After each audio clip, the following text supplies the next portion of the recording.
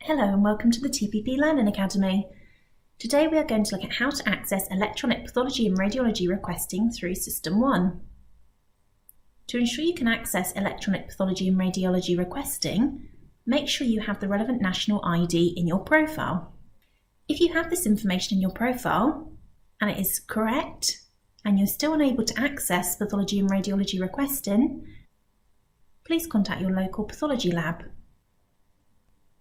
Once you've accessed the patient's record that you need to request pathology and radiology for, navigate to the Pathology and Radiology node on the clinical tree and right-click to select New Electronic Pathology and Radiology Request.